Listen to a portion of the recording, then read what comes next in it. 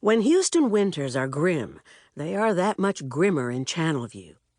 Heading east out Interstate 10, the big city's stately pines, designer skyscrapers, and tasteful suburbs give way to pockmarked asphalt, ramshackle churches, and rusting ship channel businesses.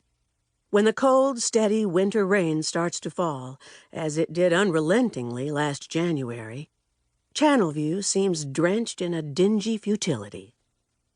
The only color seems to be the perilous orange of the refinery gas flares.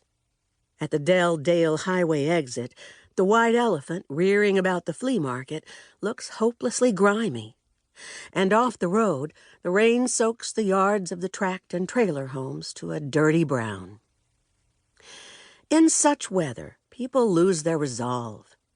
In the Baptist temples, they turn to hymns of salvation, but do not keep time with the melody. In the pawn shops, they hawk their baby furniture, stub out their cigarettes, and think about looking for work out of town. Winter in Channelview can bring menace and breed hopelessness, two qualities with which Wanda Holloway, who had spent most of her life here, was more than well acquainted. This January, however, was going to be different. Slight and pretty, with dark, shoulder-length hair brushed off her face, Holloway, 37, had the tighter jawline of so many women who start with little but the determination to better themselves. She had certainly done that. Holloway had worked as a secretary, she was a gifted pianist at her church, and she had married well. Holloway, in fact, had made herself into a well-regarded member of the Channelview community. She was, in local parlance, a lovely person.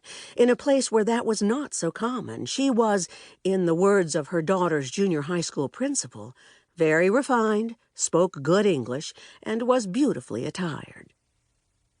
But unbeknownst to almost everyone, Wanda Holloway was also a brooder.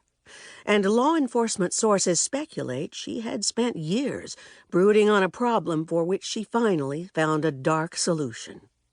The story has since made headlines in everything from the Channelview Sentinel to the British tabloids. Holloway believed that by hiring someone to kill 38-year-old Verna Heath and her 13-year-old daughter Amber, she would assure her own daughter, Shanna, of a place on the cheerleading squad at Channelview High School.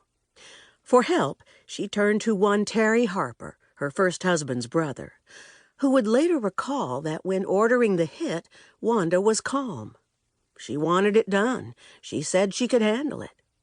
As has also been reported, Terry Harper, fortunately, could not. He took her scheme to the police.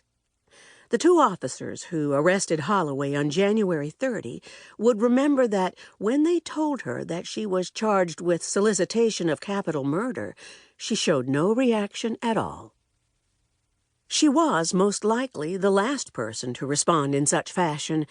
That was, after all, before the story of the pom-pom mom would cause an international sensation, before the value of cheerleading would be as hotly debated as the Gulf War, before every major player in this drama would receive a call from Geraldo, before the people of Houston and beyond would open their morning papers to find that, thanks to the strange, seemingly inexplicable dreams of one formerly anonymous, innocuous woman, their winter doldrums were over, and a true story of Channelview had begun. "This is a made-for-TV movie, not a feature film," one lawyer remarked dismissively a few weeks before Holloway's February indictment.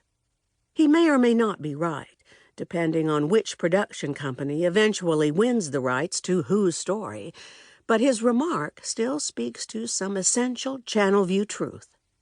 Here, a smaller, diminished view of life has a way of eclipsing larger ones. If, far away, Holloway's story is viewed as an aberration, closer to home it makes more sense. To those who know Channelview, Wanda Holloway's story is a story of place. And to understand the place is to understand almost everything.